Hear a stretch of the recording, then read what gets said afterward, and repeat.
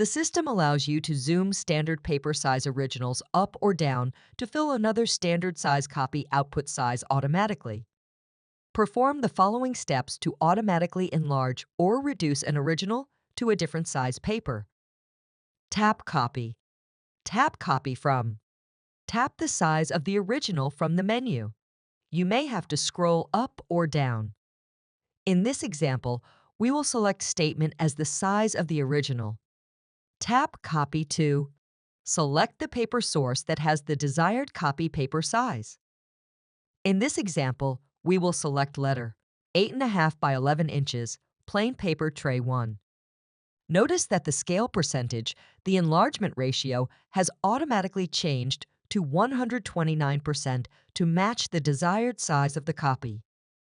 Tap the green Copy button in the upper right corner of the display.